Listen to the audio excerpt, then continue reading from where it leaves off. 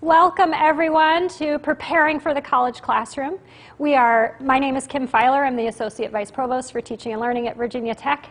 And this session of orientation is to really welcome all the new Hokies to the classroom environment. When you come to class in August, some of your classes are going to be online. Some of your classes are going to be hybrid, where you come to class certain days of the week. And some of your classes are going to be fully face-to-face. But often the most nerve-wracking classes for our first-year students are classes that they have the least amount of experience with coming from their high school. And those are our large classes. And for this fall, a lot of our large classes are going to be taught online. And so what we have for you today is one of our very experienced large lecture faculty. He's taught both face-to-face and online very effectively. His name is Greg Tu. He's in the College of Architecture. He's an internationally recognized architecture and design specialist. And his class that he teaches the most, freshmen, is design appreciation. And the other thing you should know about Greg is in 2014, he was recognized by the university's students with the Sporn Award. It's a special teaching award that's actually student nominated and student voted. He's also in our Academy of Teaching Excellence, and he has won a Teaching Excellence Award from the Center for Teaching and Learning. And so today, Greg's going to talk to you a little bit about design and architecture, and you'll learn some content and some skills in that field. But you're also going to hear some advice on how to be successful in your first semester at Virginia Tech when you join us in August. So please welcome Greg Tu. Thank you, Kim. So it's a pleasure to be here today. I have taught in this room many times, and at some point in your education you may get a chance to have a class in the Colonial Room. I really enjoyed teaching in here. For me, it really felt like true college teaching, where you have a big diverse group of students all together learning about topics at the same time. So I'm going to talk about the course that Kim mentioned. It's called Design Appreciation. I started teaching this about 10 or 11 years ago. I can remember because it was the year that my son was born. He was born in October. I started teaching it in October 2010. I started teaching the class in August, September. And I would find myself at 4 in the morning with my infant in my lap, feeding him a bottle as I was preparing lectures. So it wasn't ideal, but we got through that first year, and I've always really enjoyed teaching this class, and I enjoy teaching to big groups.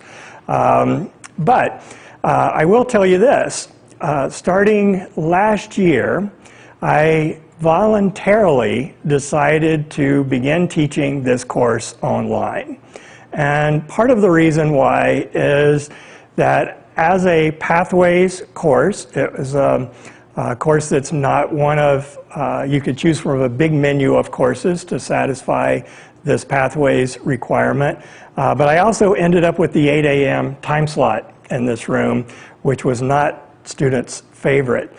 So I started to realize that maybe I could do a better job teaching the students and getting the content out there to the students in my class if they had the flexibility to take it in the time that suited them. So the way I run this class is every Monday and every Thursday, a new chapter opens in the textbook I wrote for the course. And you have from Monday to Thursday and Thursday to Monday to do that work. So if you want to get that work done on Sunday afternoon or Sunday night at 11 o'clock, that's perfectly fine. It works for you. And I have found that, at least for my course, it works better. Now, the thing you might be wondering, and this is straight out of the slide is straight out of the timetable that you'll become familiar with if you're not aware of it already. So this is my course, and it has a maximum enrollment of 4,000 students. And you might be thinking, how could that possibly work? Well, I'll get to that in a second, but it does actually work really well. This student, Katie, said, I freaking loved this class. And I was in another meeting not too long ago where I actually had the student's first and last name, and one of the professors in the meeting says, I know that student and she's one of our best. So he said, if she really likes your class, you're doing something right. So online education can actually be as good or better. So I wouldn't be too nervous about taking some of these big classes online. Another student said, and this is the kind of comment that I really love the most, said, I have spent more time discussing this class with friends and family than any other course I've taken in my 16 years of education. So this course is really about how design shapes our lives. And it is the kind of stuff that we deal with all day, every day, whether you really think about it or not.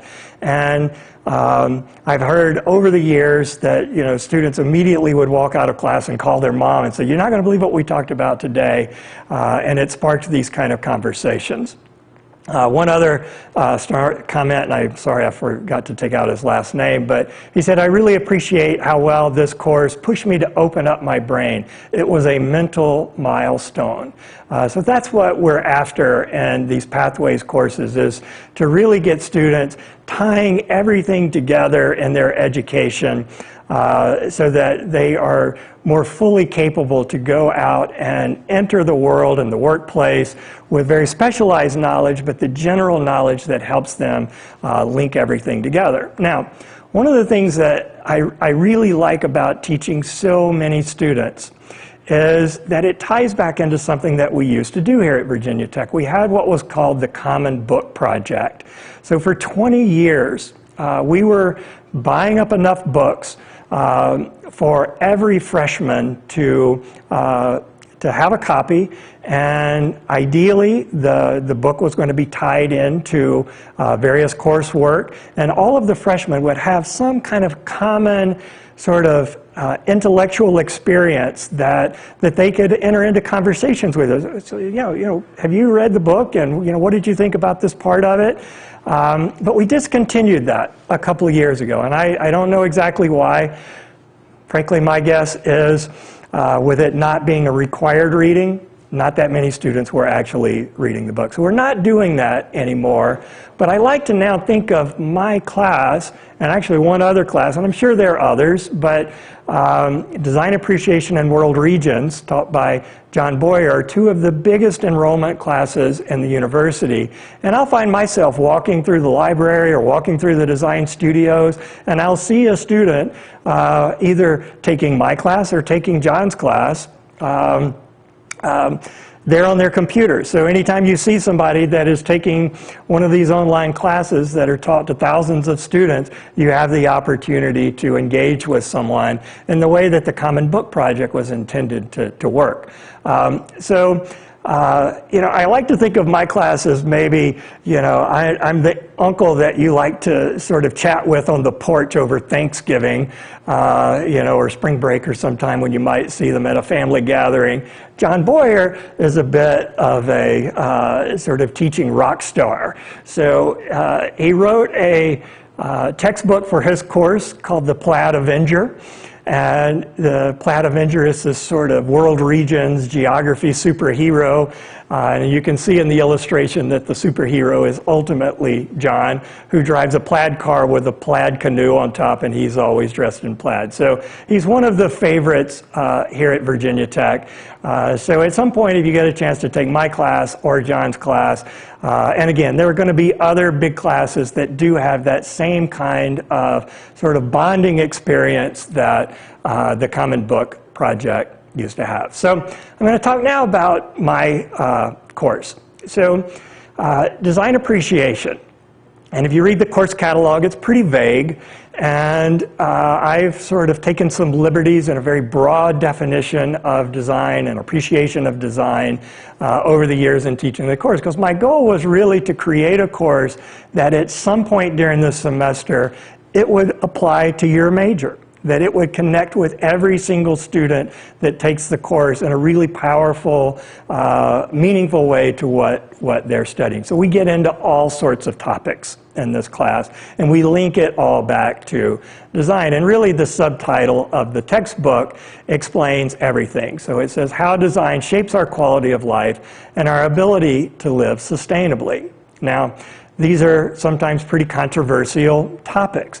So one of the really important things in my class, and I think really a lot of classes in the university, is to always focus on keeping an open mind. You don't have to agree, but it's important to absorb the information that's being presented to you in your classes and then evaluate it based on, conversations and experiences you may have had in your life and whatever your home country might be, or, whatever the sort of conversations around the dinner table at your home might have been. And again, it's not to say that one answer is right or wrong, but to just absorb the information, keep an open mind, and evaluate it based on where you are in your life. Now, one of the things I really love about teaching is that I learn from my students. And what might be perfectly obvious to me isn't always obvious to students. And we do talk about climate change and the impact of our lifestyles on the climate. And again, there's still a lot of people that don't believe in this science or believe that humans are impacting the environment. But the thing that caught me by surprise last year, actually, was when students who are here at Virginia Tech studying science said, science is... I always thought climate change was a science issue. So the slide here says, so science is how we understand the dynamics of our climate and issues of sustainability. But from my point of view as a designer, is that design shapes the way we live, and how we live is what's impacting our climate. So, we need the scientists to understand that we have a problem, but my point is that the solutions to the problem are really going to come from thinking about how we live and designing the way that we live. Now, one thing that we talk about a lot in my class that, it's one of those things that, is really hard for a lot of American students to understand, is that our lifestyles, and primarily our suburban lifestyles, are one of our biggest problems when you start thinking about issues of climate change. So if you look at this slide and you see, hundreds of homes, the only way you can get to do anything outside of the home, whether it's to go to school or to shop, go to church if you go to church, or go to the gym, is to get in a car and drive there. And sadly, that way of life that is so pervasive throughout American culture and American society is that lifestyle makes us very vulnerable. And that really was driven home back in March when we first started dealing with the COVID crisis and the millions and millions of people who were losing their jobs, is that this scene started to repeat around the country. This is actually in Austin, Texas. So you've got hundreds of cars here lined up for free food from their food bank. And to me, this is such a telling photograph, and it's sad in so many ways. One, that people don't have the money to buy their food, but what I see is that somehow people had the money or were able to be given a loan to buy a car, yet somehow they can't afford food, right? But we all know that we've basically designed our country around the absolute need for automobiles, or at least the perception that we need an automobile to get around. My contention, and I'll talk about this in a minute, is that maybe we don't need cars as much as we think we do. It's just that that's become the way that we think we need to live, okay? So, and it's not just cars. Think of all of the things that we spend money on that we think we need, right? And it's no big deal, or maybe not as big of a deal when things are normal. But if you lose your job and suddenly you can't afford to keep all of these things running, then you have a problem on your hand. But let's just think about a few of those things. Well, one is entertainment. When I was getting ready to start college, I think cable television had already been sort of entering our lives, but certainly when I was a kid, we had 3 channels of TV, and if there wasn't something that you wanted to watch, you would just go outside and do something, right? But now my cable bill from Comcast that includes my internet, is $120, $150. Some people have $200, $300 cable bills. Maybe you have a Wi-Fi hotspot in your automobile. That's another $30 a month. You've got a cell phone bill that's $100 or $200 a month.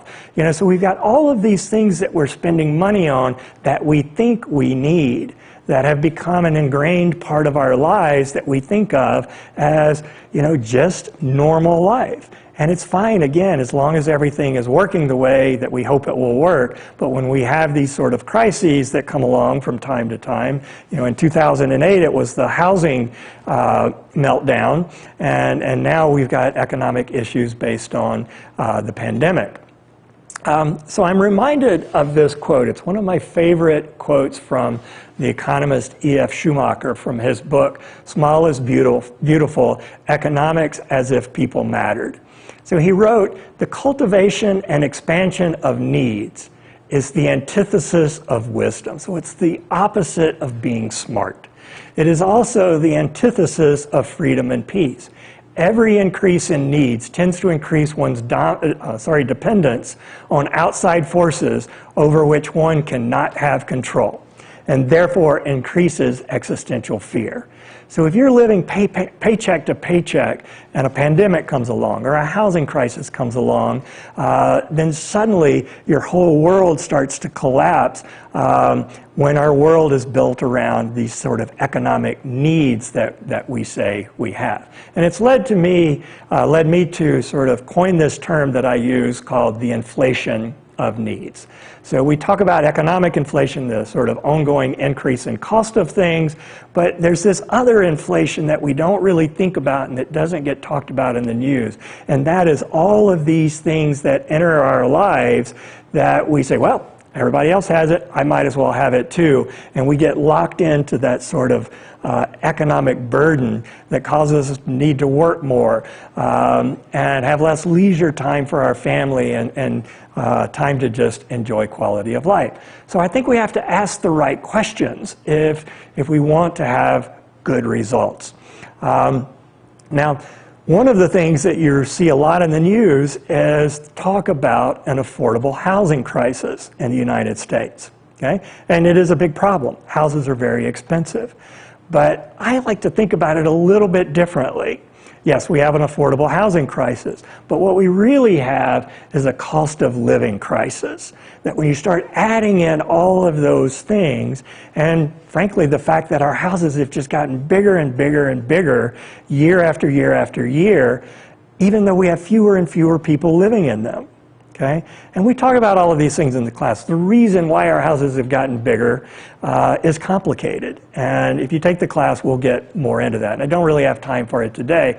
But ultimately, it's not just housing. It's all of the things that we've brought into our lives that create the problem. So I look at this cost of living crisis, I see this affordable housing crisis not as a true crisis, but just a failure of design, that we haven't been asking the right questions and making the right responses if the goal is a high quality of life. So on that note, on the picture here of I'm not very good with left and right. And I'm looking at it maybe backwards. But anyway, you've got some people sitting around at a beer garden. I think this was in Berlin. So you can think about that hour after work. Now, I realize you're students, you're getting ready to enter college, and you're not of drinking age yet, but you don't have to drink beer if you go to a beer garden. But if you think about that hour or two after work, would you rather spend it stuck in traffic, like this picture of the Beltway outside of DC, or would you rather spend that time leisurely enjoying conversation with your friends, right? So these are two different strategies for creating society that we have these options. Now, we've got the option A, that sort of beer garden, social gathering option in the U.S. as well, but so much of our emphasis has been focused on these sort of suburban commutes. And I think that is something that we need to give a lot of thought to. Now, years ago, back when I was teaching at another university, we had this thing called the Speakers Bureau, and they asked faculty if they were interested to present to put a sort of provocative title for a lecture for about 20 minutes that you might give at civic clubs like the Rotary Club or things like that. And I said, sure, that sounds interesting. So the title of my lecture was Look Beyond the Sticker Price, the $500,000 family car.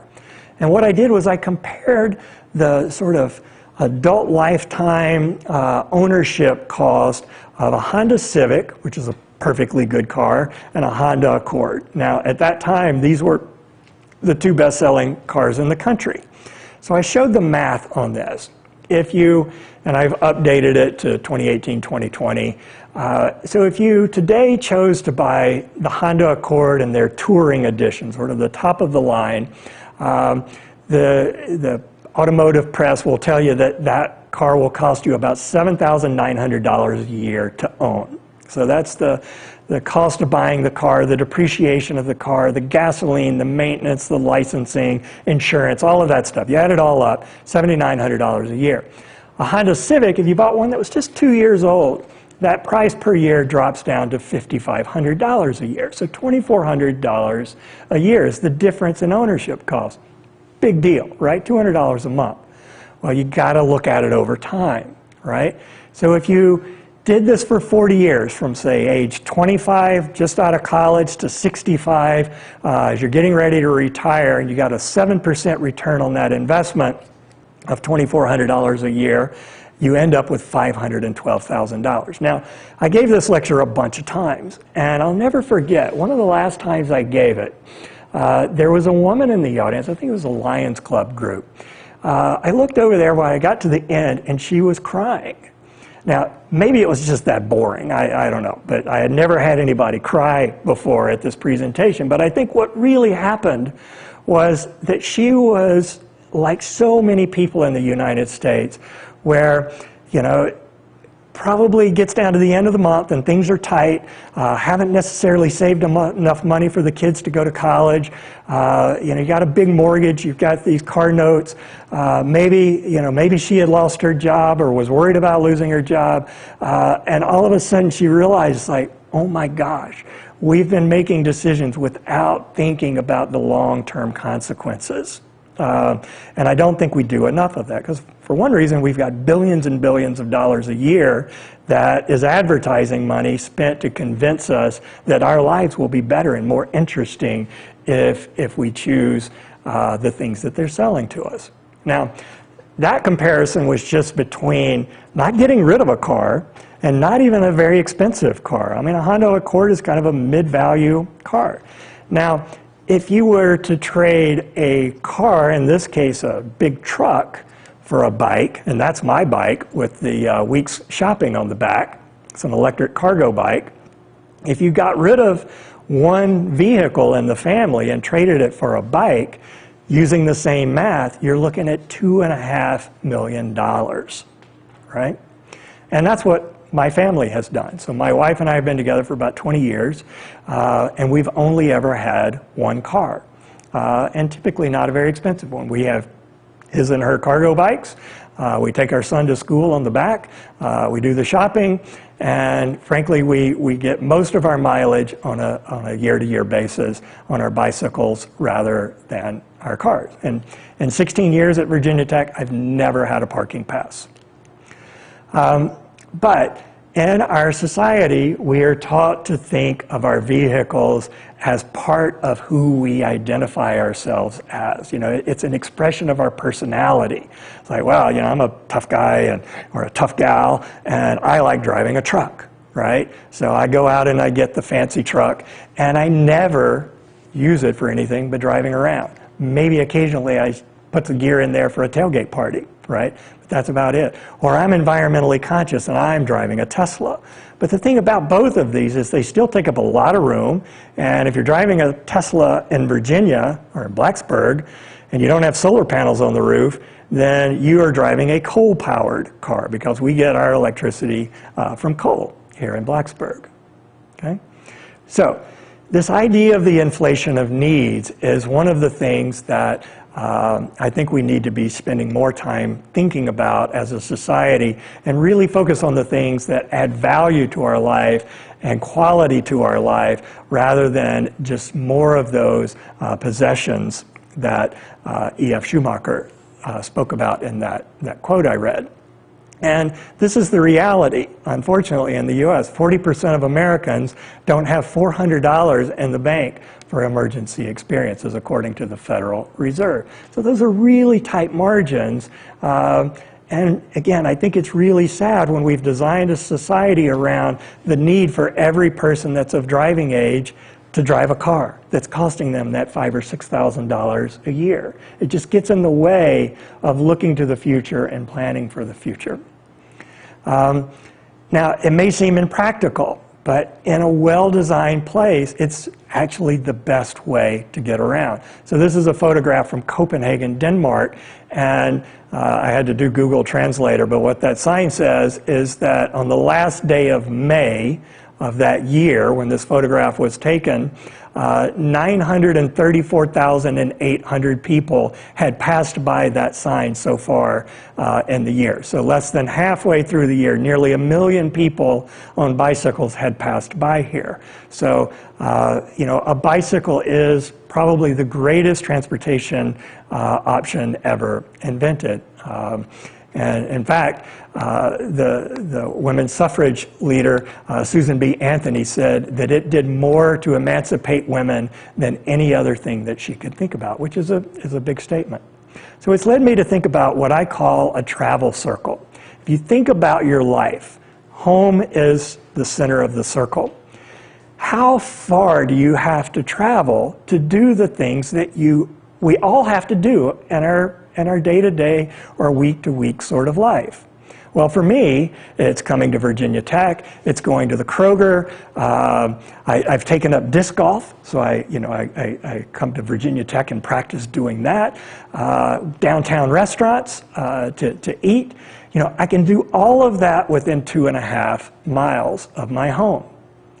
But here's the other thing. You know, you think of Blacksburg's just a small town.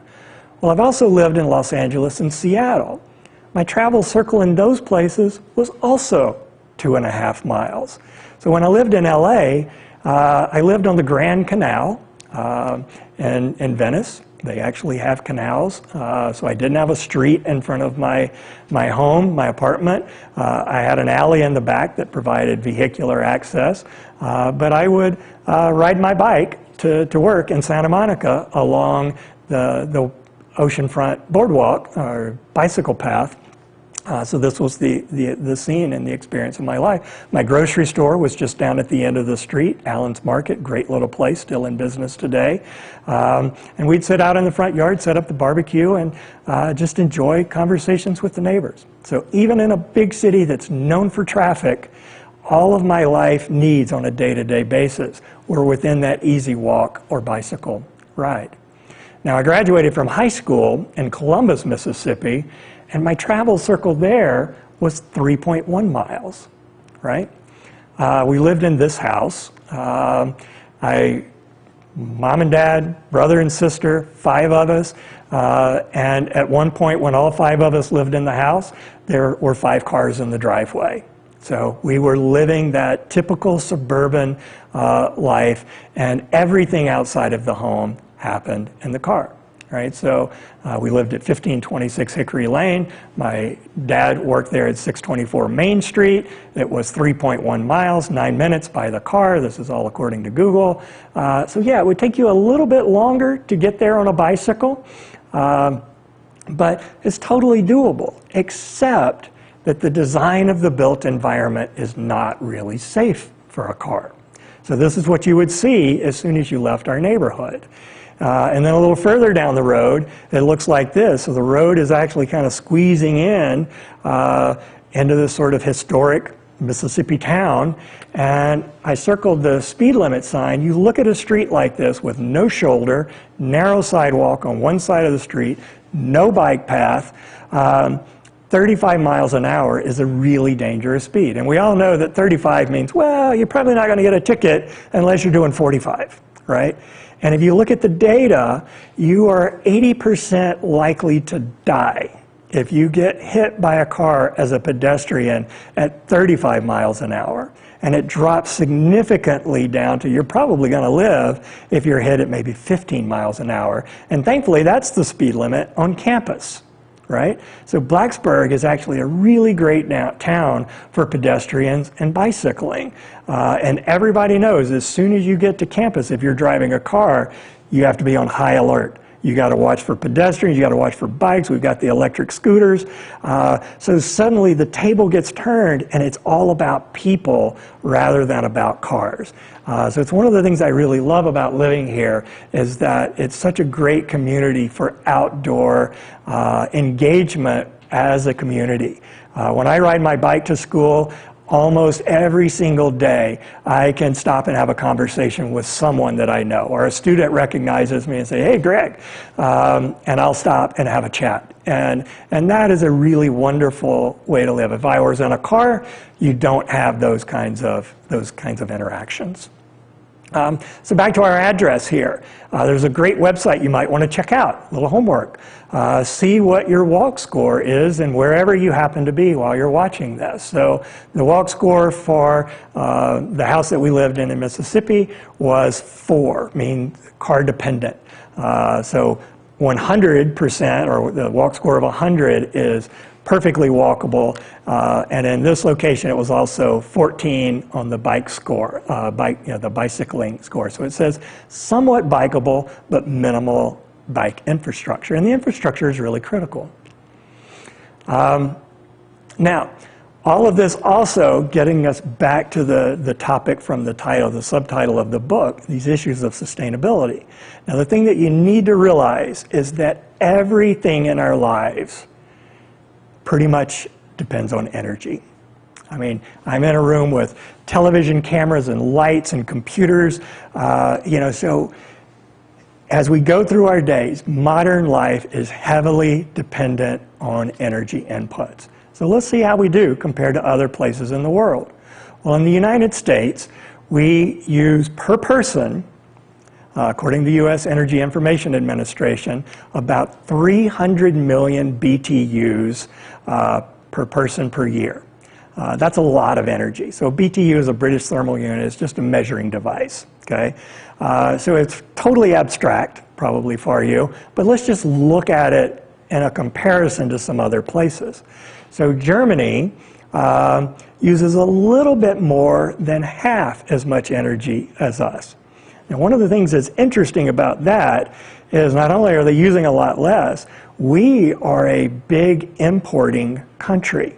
So we import much more into our country than we export. So there's a lot of energy being used to produce stuff that we bring into our country, more so than we export. Germany is a net export country. So some of that energy per person there ends up here. Or ends up in other places in the world, and so there, if you took out manufacturing, they're actually using even less than half of us. The United Kingdom is using somewhat significantly less energy, less than half as much energy as us. So, if you haven't traveled internationally and you just look at these kind of numbers and think, oh my God, those places must be terrible. Who would want to live there? They're energy starved. I mean, how do you get through the day, right? Well, they're actually wonderful places. But by eliminating so much driving, as tends to be the case in these places, their energy consumption goes way down. And because the energy consumption isn't so dependent on automobiles, then suddenly the street spaces become places for people. So they've designed their cities, and it's not to say that they don't drive, they do. The Germans are famous for their Autobahn, where you can drive as fast as you want. But in their day-to-day life, they've got great public transportation. They have walkable streets. People bicycle, like we saw in the Denmark photograph. And these are the kind of places, just like Blacksburg, where when you go through your day, you get to know the person that runs the bakery. You get to know the person that runs the butcher shop and the people that keep the shops. Even the people that are cleaning the streets. So you really are a community of people that engage with each other on a one-on-one basis, opposed to sort of separating ourselves in the bubble of the automobile. We could take this to the extreme of Vanuatu.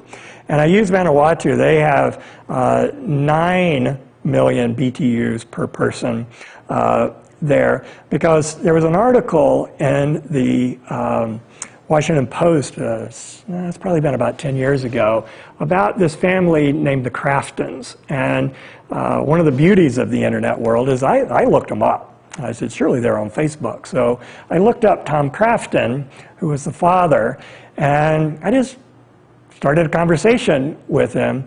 And in the article, they had traveled for 7 years in a 40-foot sailboat, 5 of them, all around the world. And he said the place that they enjoyed more than any other, and they spent about 3 months there, was Vanuatu. And he said, of all of the places they've visited, they said it's the place where the people had the least and smiled the most. Right? Think about that. Right? So there you live. They're somehow getting by on 9 million BTUs per person per year, and we're using 300 million BTUs per person per year. And frankly, once they kind of got rid of the boat, their kids had needed to start college, they grew up, and they decided to come back to the U.S. He's frankly struggled with life in the U.S. because he had just become so accustomed to living this life of simplicity. There's a whole movement of minimalism today that's quite interesting if you want to look into that. So here you have this woman in Vanuatu, and I had to blur the eyes, there's copyright issues, but you can compare her with this other woman who is having a yard sale outside of her home somewhere in the U.S. And you think about all of these possessions. Everything on the sidewalk here and up in the garage was bought at a store at retail price, let's say $20 for a shirt, and they're now selling it for a nickel, right? To just clear out space, frankly, to bring in more stuff, right? So it is this sort of odd way of life that we've come to accept that, again, as Schumacher said, creates this existential fear, and that I say makes us really vulnerable, okay? And a lot of it comes back to energy, which is directly connected back to the climate change problem. So we use far more energy, creating far more impact than is needed to enjoy a high quality of life. And ultimately, that's the goal. If you ask me, it's like, do you want a lot of stuff, or do you want to have a great life? I'm like, I don't know. I think I would really just like to have a great life, okay? So it's something to think about. It's priorities. So this is where another term that I've coined to describe our lives in the U.S. is, I call it an economy of waste. So I use, here's 2 examples that kind of illustrate this. So on one, we've got a picture of traffic in Christiansburg, Virginia. It's just 7 miles from here. But it could be anywhere, frankly, in the suburbs. There's nothing special about this particular intersection. But if you look at it, there's garbage on the side of the road. There's no sidewalks. People sitting in cars. There's a Starbucks over there, again in a parking lot, and they've got a couple of tables where you can sit out and have your mocha latte or whatever they sell there. I'm not a big Starbucks person, but you could have a coffee there, or you could have a coffee in this beautiful space, and maybe we could take me away here for a second to see that scene here in Verona, Italy. And the thing that I think is important to consider about these 2 places is they're both designed very specifically by people to accommodate human life. And in one case, you have people sort of leisurely strolling about. And I used to take students to Europe every summer for study abroad. One year we're there and having an ice cream at one of these tables in the evening, and the opera had just started up in the arena there that you're seeing. It was built several thousand years ago, still in use today. And then on another visit there, nighttime falls, and Lenny Kravitz was there for the night giving a concert, which was a pretty special evening. Even if you didn't have a ticket to get in, you got to listen to the concert throughout the city, right? So you've got two different environments, both designed by people, for people, one that is not the kind of space that really anyone wants to spend time in, and one that is absolutely lovely, right? So let's look at it on a map view. And so here's the Christiansburg intersection, and I've highlighted the little scale down there.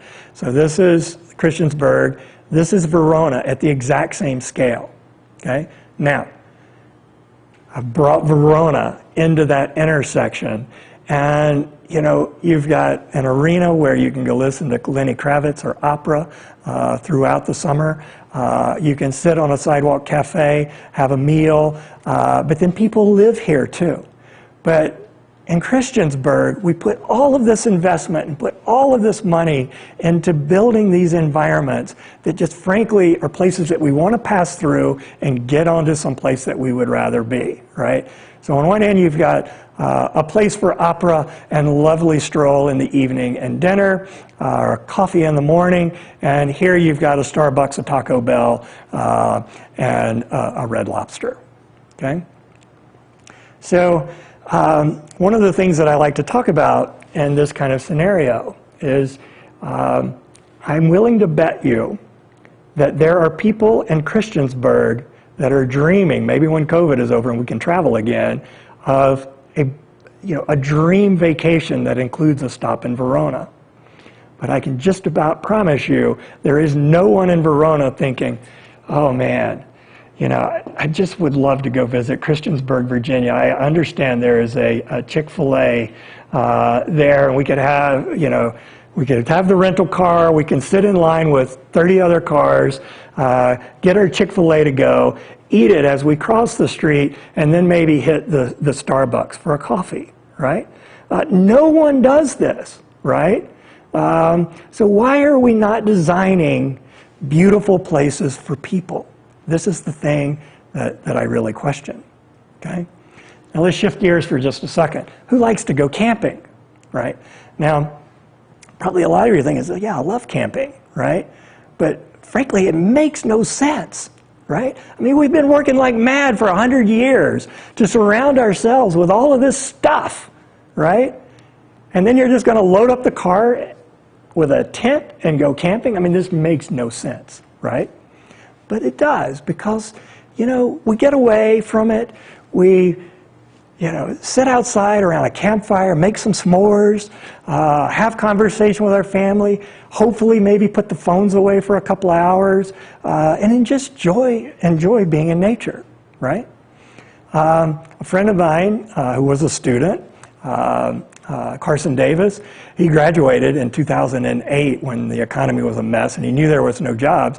So he decided to hike the full length of the Appalachian Trail, a couple of thousand miles.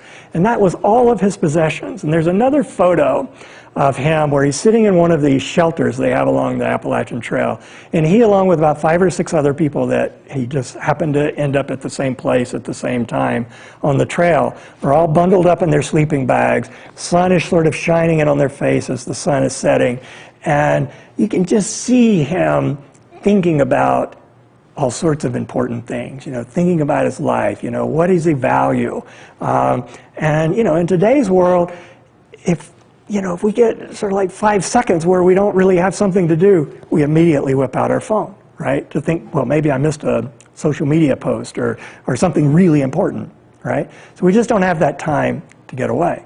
So camping can be really great, or camping can be desperation, right?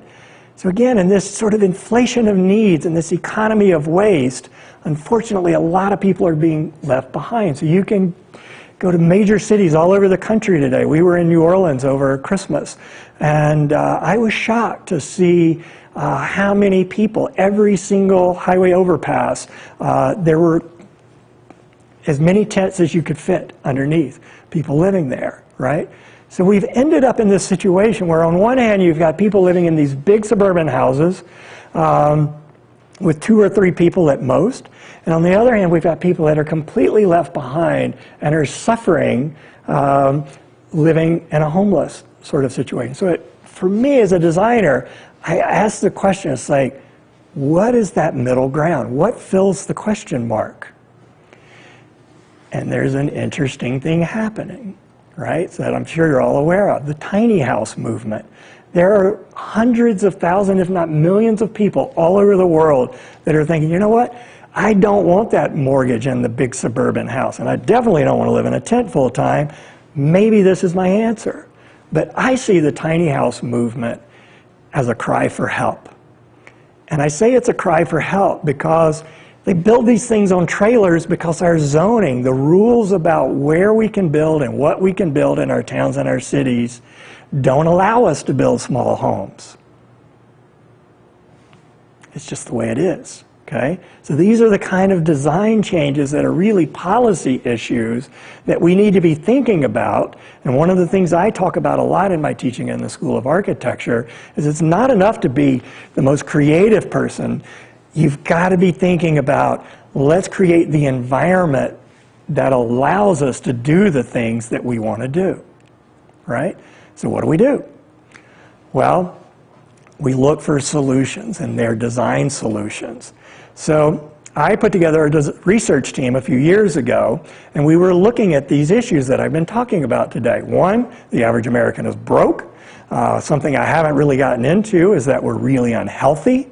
This 2014 said 27.7% of people are obese. It's now over 30% in the US. And you can even go to like the Center for Disease Control's website, and they will tell you that, you know, we might have an obesity problem because we don't have enough sidewalks. You know, when you don't build environments where people walk, then suddenly we spend all of our time driving from one place to another place where we sit in a chair or sit on a sofa, and we're not getting enough exercise, okay? So these are all design problems. They're environmental design problems. And along with this is that we have a lot of loneliness, that the suburbs are actually really isolating. So what could we do instead? You know, we've got this affordability problem, we're broke, we're unhealthy, we're lonely, we've just lost community in so many places. Well, again, in my travels, I started noticing these funky little places on the edges of cities in Europe you would see from the trains, where people had these beautiful gardens and little shacks. So I finally, on one of my trips, I found one of these places and started trying to figure out what was going on. Well, they're allotment gardens. So you may live in the city, but you can rent a space out at the edge of the city where you can grow food or just enjoy time outdoors. But for the most part, they require that you grow food. So our research team, what we did is we said, maybe we could address all of these problems we're having in the country of isolation and loneliness and health issues and affordability issues if we created a community of smaller homes where everyone was encouraged to grow food for themselves and learn from each other as a community. So in this design, we had 200 small and affordable houses. And this is what one of the houses could have looked like, and very affordable. Then we knew that we might also, you know, we can't get away from cars entirely, but let's just put the cars at the perimeter, right? So anywhere that you might park here at the edge is still a closer walk than you might have to walk from your car to the grocery store to get back to your home. But for the most part, you know, when you're in the community, not for the most part, but entirely when you're in the community, everything is on foot, okay? And then with this emphasis on growing healthy food, we planned for some greenhouses, so you could have food growing year-round, and then also civic space and places for kids to play. Now, when my son was born, the thing that I really desperately wanted that doesn't exist for the most part in the U.S. is a place I could take my kid to the playground and I could sit with other adults and maybe have a beer or a glass of wine or something after work, while the kids out there playing and having their good time. And you see this all over in other parts of the world, and we just don't have it, okay? So that was something that was part of this. So where would we build these sorts of things? Now, this is a shopping center. It's actually right adjacent to that photograph of Christiansburg I showed a minute ago. There's the Taco Bell. This is a strip shopping center that's now actually under renovation, but had sat empty for about 12 to 15 years. So we said, let's just wipe this out and put in this community. And you actually can find that these sorts of abandoned shopping malls are all over the country, and it's a problem that's only going to get worse as we've moved to online shopping. So, my point here in wrapping things up is that I think we've never had a more important time to be a designer. It's definitely connected to these issues of climate change. It's connected to our issues of health. It's connected to our issues of affordability. It's connected to all of these vulnerabilities that we're dealing with right now as a society. And there are design solutions that can produce, I believe, a higher quality of life as we enjoy a lower standard of living. Right? That's something that I talk about a lot. And it may sound counterintuitive, but our standard of living is just a measure of stuff. So if we choose less stuff to be able to focus on the things that really matter, I think ultimately we're all better off as a society. So let's wrap this up with a few things to think about. And if we've got another minute or two after that, we'll see if any questions have come in. So my first tip is, particularly in your big classes, is read the syllabus. There's really important stuff in there. I actually give a syllabus quiz because there are lots of dumb questions. If the answer to your question is in the syllabus, do your faculty a favor, read the syllabus first. Make sure that the answers aren't there. We want to spend our time really engaging with you on substantive issues, not spending our time answering questions that have already been answered for you somewhere else. So don't procrastinate. It's very easy to think this, well, I'll just, it's due on Thursday, but go ahead and jump on it early. Because the thing that I think you'll find is you start engaging with a problem, you might think you have the answer, right? The sort of high school mode is like, I just need to get it done, okay? But ideally in college you're tackling challenging questions that don't necessarily have obvious and straightforward solutions. Even in things that might seem like there's only a right and a wrong answer in math or engineering or some of your science classes, it's just right or wrong. But real innovation and progress in society comes when people think outside of the box and come up with new solutions that didn't even exist before. Okay? So if you procrastinate, you get the job done on the deadline and you don't have time to sort out maybe that innovative, that different way of thinking about the problem and coming up with new solutions. And that requires self-motivation. Again, it's not high school. You can show up or not show up. That's up to you, right? I don't call roll, right? Most of your faculty will find they don't call roll. We're here to provide things to you to help you learn, but the learning is up to you, and that does require maybe more self-motivation than you're used to. Another thing I think that is important is offer to help. Don't just be a passive person in your education. Frankly, a lot of your faculty are nowhere near as adept at using technology as you are.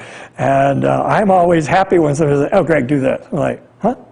No, yeah, seriously, try this. I'm like, oh, okay, yeah, that's a lot better than I realized, okay? So we're open to learning, offer to help. The other thing to keep in mind is really most of your learning is going to happen outside of the classroom. It's when you get together with your friends, or people that are in your classes.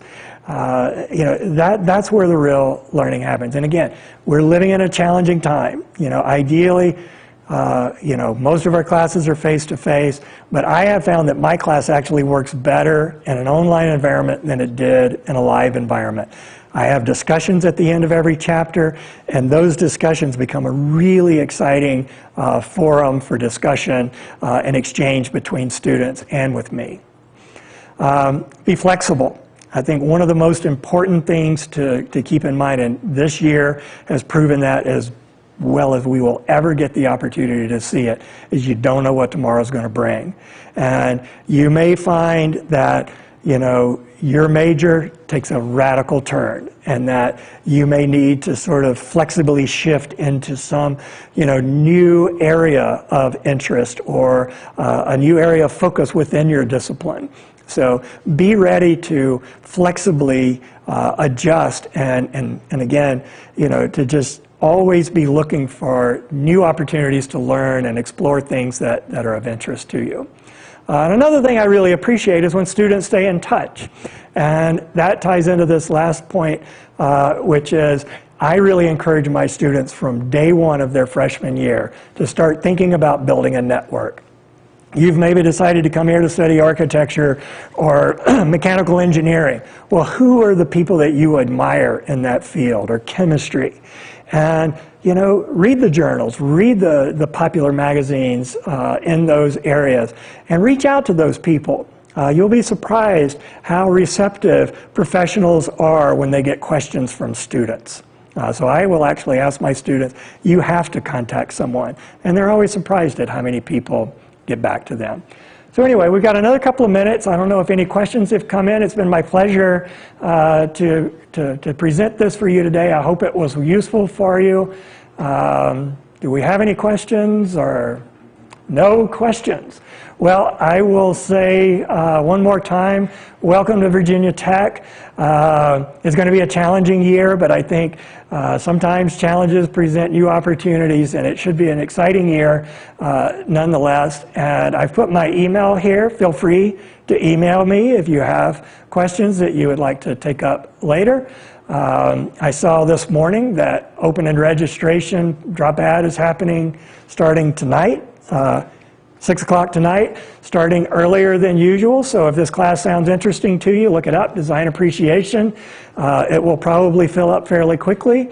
So if you want to get a chance to jump in there, I would love to have you. Frankly, the more the merrier. So again, welcome to Virginia Tech, and good luck.